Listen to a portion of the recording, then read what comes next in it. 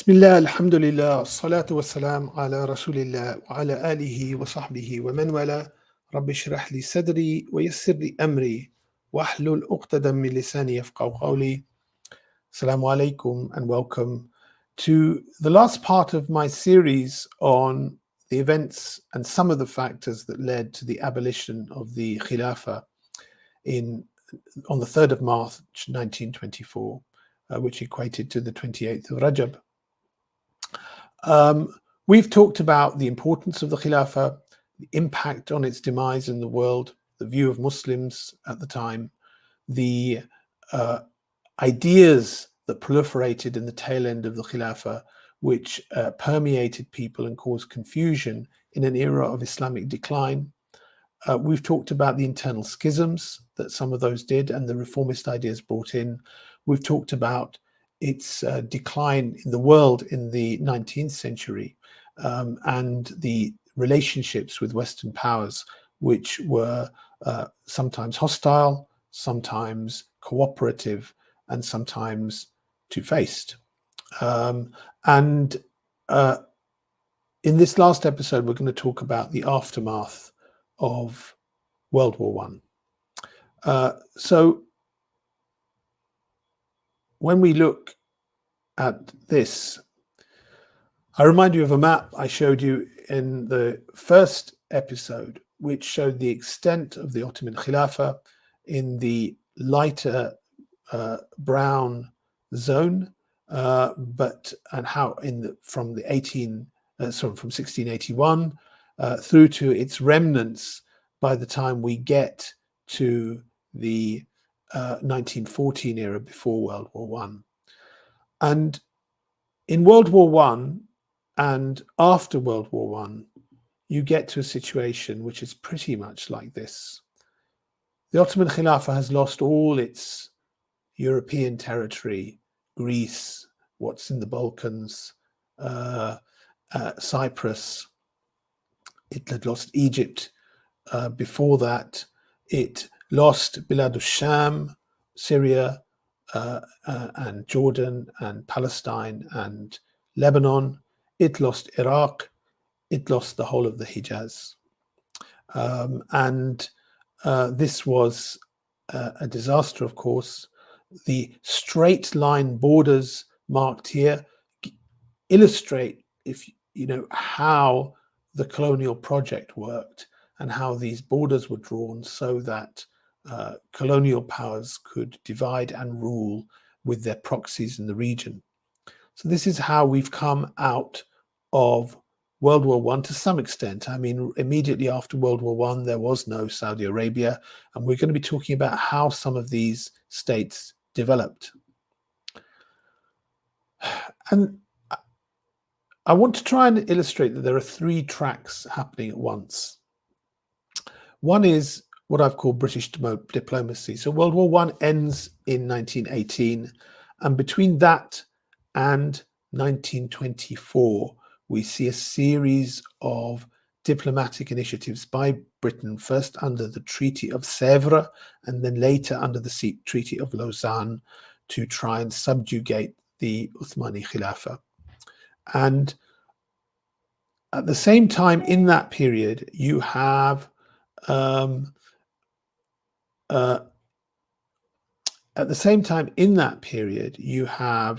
the war between Greece and Turkey, which emerged after World War I. And that in turn has led to the rise of nationalists in Ankara, in the remnants of the Ottoman state, in what would become the new Turkish Republic, against the Caliph in Istanbul. British policy was not just determined by the Khilafah. It was Britain had an eye on what France wanted, what they felt was a threat from the new Soviet Russia, and still their occupation of India, which was crucial for them to hold as much as it could. The Treaty of Sèvres in 1920, you can find this treaty online and read it, and it is literally a list of former Ottoman territories which the treaty says is no longer part of the Ottoman. Turkey has no claim over Cyprus. Turkey has no claim over Palestine. Literally one list after another. It was motivated to divide and weaken the Ottoman Khilafah, but some British politicians really had a real hatred for Turkey, and in particular Lloyd George, 1920s, celebrated that Turkey is no more. It was David Fromkin, the historian, says that, you know, the Treaty of Sèvres was literally trying to reduce the Ottoman state to a non-entity. And in this treaty, a weakened Turkey and the head of state, then the Khalifa, a nominal Khalifa again, is basically represented as selling out, because in 1920 he's weak, the Young Turks have been overthrown, the state is in huge debt, there's an occupying power there, and literally he's being forced to sign, but he's being portrayed as a sellout and a British agent. And this is important to note because Mustafa Kemal was on the rise at this point as a nationalist and portraying this the Istanbul government as being a sellout. In a similar period, there was Greece, which had kind of got its independence through the backing of Britain in World War I, was breaking away from the Ottoman Khilafah. And Lloyd George viewed supporting the Greeks as almost like something ideological, because he said that British Western civilization comes from Greece, so they welcomed what they thought of as the liberation of Greece. But there was not the same ideological fervor in the British cabinet at that time for supporting Greece. So actually, when Lloyd George left office, the British cabinet withdrew their support from Greece. Up till that point, the Ottomans fighting the Greeks were being backed by Britain. Up till that point, when Britain withdrew its support, Mustafa Kemal, who was the commander of many of the Ottoman forces, managed to hold on to some Ottoman territories and was lauded as a hero and a resistance leader then. So that led to his rise in kind of approval within the remnants of the Ottoman Khilafah. He then went on to establish a power center in Ankara and a national assembly there, with strongly influenced by his nationalist sentiments. Previous episode, I explained that even up till this point, his anti-Islamic sentiments were known only to, and very strong secular sentiments were known to people immediately around him, but were not widely known. They were not recognized at that stage. But in undermining Istanbul, Britain invited both governments, the one in Ankara and in Istanbul, to the Lausanne Conference, which empowered Ankara over Istanbul. In the Lausanne Treaty negotiations, it's recorded by some historians that Lord Curzon, the British Foreign Office delegate to that conference, insisted that a condition for recognizing a future Turkish Republic was that it should adopt Western governmental and administrative standards. So this illustrates the kind of thinking that went into these negotiations, which was to crush the Ottoman Khilafah, not just territorially, but also from its Islamic basis. Oliver Dees, writing about Lausanne and the Caliphate, cites this article: no power or jurisdiction in political, legislative, or administrative matters shall be exercised outside Turkish territory by the Turkish government. So again, emasculating the Khilafah just to what is Turkey, for any reason whatsoever, over the nationals of a territory placed under sovereignty or protectorate of other powers signatory to the treaty. So those territories which Turkey had lost, or the Ottomans had lost in Europe, in Bilad al-Sham, in the Levant, in the Hijaz, Egypt, Iraq, they were giving up in this treaty all authority over those, and but it was recognized that the spiritual attributions of Muslim religious authorities were in no way infringed. So it was crucial for the Western powers that at this stage, the spiritual and the temporal authority of the Khalifa be, the Sultan Khalifa, be emasculated. Otherwise, what you would have is these territories taken away from the Ottomans, but the spiritual and temporal power of the Khalifa claiming those back over time. Sometimes the wording of these diplomatic treaties is not explicit, but when historians have analyzed memos and correspondence from the diplomats of the time, including letters between Lord Curzon and the Foreign Office, the consensus of the whole correspondence implies this removal of spiritual authority completely through convoluted, sometimes ambiguous wording. And this wording here is translated from the French original in initial drafts of the treaty. So no power of jurisdiction in political legislation or administrative matters will be exercised by the government of Turkey or authorities for whatever motives, especially for reasons of belief. It is understood the present treaty does not prejudice the spiritual prerogatives of religious authorities of different beliefs. So you can see how there's a focus on the fact that in Islam, the spiritual and the political and temporal are all in one, and that needs to be broken. And in fact, there was this debate amongst the British about whether or not there should be an alternative Khalifa, a spiritual Khalifa only. And this debate was borne out in a Foreign Office handbook from India,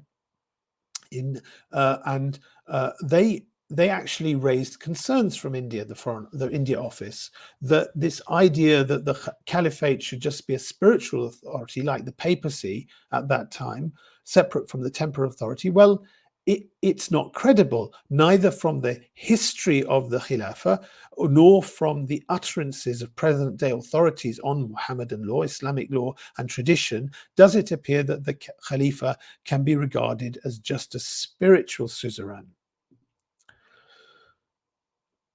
The final sentence implies both words and tone that the British desire that the whole issue might disappear.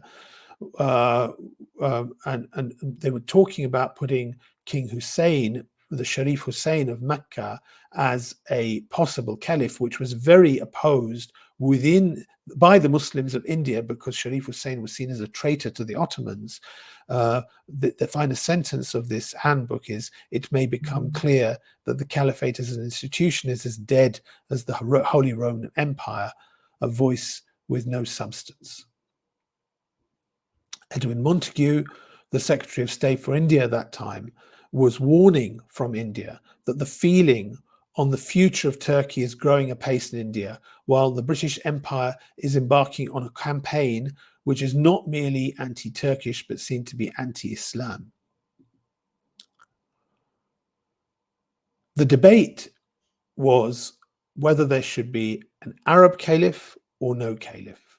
So even in correspondence between Curzon and others between 1916 to 1919, the British were saying, we're not in Constantinople. Even if we could replace the caliph, there's no guarantee the Muslims would accept it. Sharif Hussein was the Sharif of Mecca, the governor of Mecca under the Ottomans, who rebelled, allying with Lawrence of Arabia and opening up a second front for the British. He was promised territories by the British after World War I, and there was a debate amongst the British whether he should be backed as a candidate as an Arab Khalifa. He apparently claimed that the Turkish authorities in Ankara would be happy for him to declare himself as a Khalifa. His son, Abdullah, announced after the demise of the Khilafah on the 3rd of March 1924, he announced shortly after that, he declared himself, Sharif Hussein, as an Arab Khalifa, and his son announced that the Khilafah has come back to Arabia, and in doing away with the Ottoman dynasty, the Turks had rendered the greatest possible service to the Arabs. What ugly nationalism is coming out. And he said he felt like sending a thank you telegram to Mustafa Kemal. Actually, though, the British were skeptical as to whether or not Sharif Hussein had soiled his credibility. Early reports of internet discord, despite the optimism of some British observers, one journalist noted, not all of Islam is well disposed to King Hussein and his two sons, the ruler of Mesopotamia, Iraq, and Transjordan, which becomes Jordan today. Within 2 days, an American diplomat had cabled to Washington saying some of the leading Muslims in Damascus had still held that Abdul Majid II, the last Khalifa, was still the legitimate Khalifa. And so they were angered by the fact that Sharif Hussein was declaring himself as Khalifa. And they saw it as a humiliation for Islam, and he's capitalizing on that. So the idea that the caliphate had gone back to Arabia was not really one that took off. And within the Hijaz and the Najd, the whole of the Arabian Peninsula, there was this rivalry between Abdul Aziz ibn Saud from the Najd region and Sharif Hussein from the Hijaz and his sons. And the British had backed both in World War I and with the Ibn Saud before that as well. And one British official wrote, it would be a good thing if Abdul Aziz had established himself in Mecca. After Sharif Hussein laid claim to the Khilafah, they didn't really try to support him openly after that. In fact, his son had been appointed king in Syria, and there was conflict with the French over that, so they didn't really defend Faisal, his son, in Damascus. They let him be overthrown, and later, as we'll see, appointed him as king of Iraq. So Britain had this mixed view about whether or not they should be backing an Arab Khilafah or no Khilafah in the region. Ultimately, they gave their backing to the Saudis, who they supported in establishing a kingdom. Gertrude Bell, who was a travel writer and British spy within the Ottoman Khilafah and in the aftermath in the Arab world, she wrote, and she was personally acquainted with the Sharif family, particularly Faisal. She actually wrote from Baghdad to Whitehall in 1919, if we raise family members of the Sharifian family, Hussein, Faisal, Abdullah, to preeminence, we shall have before long to support them by force of arms against the formidable groups of several dissidents, who she named Abdul Aziz first. So she doubted whether the Sharifan family can reckon on popular or democratic support. So you can see, after having supported them and promised them the world, literally, during World War I, the British were backtracking on them afterwards. They did get, Abdullah was given Jordan, and his family still rules there today. Faisal was originally given Syria, and he was then given Iraq. And Gertrude Bell again writes that she was present in 1920 when Fahad and Ali Suleiman, representative of Arab tribes, were supposed to give the Pledge of Allegiance to this new king, Faisal, who was the descendant of Sharif Hussein in Mecca. And when they did that, they actually gave their conditions to swear allegiance to Faisal because you are acceptable to the British government. There was no heart in it, no loyalty to it.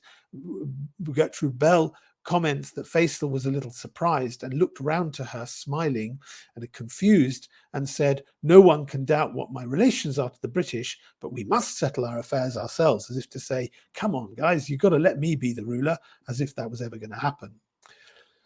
The tail end of these negotiations, you can see more commentary from people like Curzon, talking about the Ottoman Empire lay dismembered at our feet, and that Curzon had no desire whatsoever to deal gently with the Turks. The Turks had voluntarily aided Germany. Well, as I said, they had been pushed into the war. They had treated our prisoners with unexampled barbarity. They'd massacred thousands of their own subjects. All of this is disputed, by the way, by historians in Turkey to that extent that it's being presented, and therefore they deserved any fate that was inflicted upon them. So a very vengeful attitude by Curzon, Curzon also was quoted as having said, for nearly 5 centuries, the presence of the Turk in Europe has been a source of distraction, intrigue, corruption, and in European politics, of oppression and misrule to subject nationalities. This is a complete distortion. For that 5 centuries, there was considerable stability and harmony within Europe for its subject nationalities. And in fact, the Ottoman Caliphate was governed over more non-Muslims than Muslims who saw themselves as Ottomans. An incentive, he says, to undue and overwhelming ambitions in the Muslim world. It's encouraged the Turk to regard himself as a great power, which of course it was till about 1800, 1850, and has enabled him to impose upon others the same illusion. It has placed him in a position to play off one power against the other. Perhaps this is alluding to the great diplomatic skills of Sultan Abdul Hamid in the tail end of the 19th century, when indeed it was a weakened power. And he says in their jealousies and in his own machinations to find pretext for his continued immunity. Well, it's all pretty depressing stuff when you see how the Khilafah had demised, how it had come to become such a weak shadow of itself.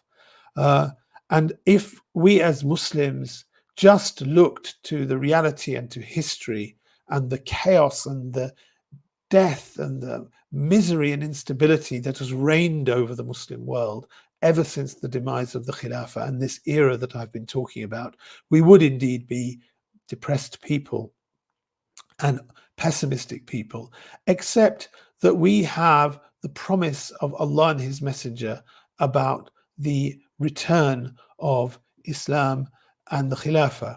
Allah promises this in the Quran when He says, "Ba'da a'udhu billahi minash shaitanir rajim, وعد الله الذين آمنوا منكم وعملوا الصالحات ليستخلفنهم في الأرض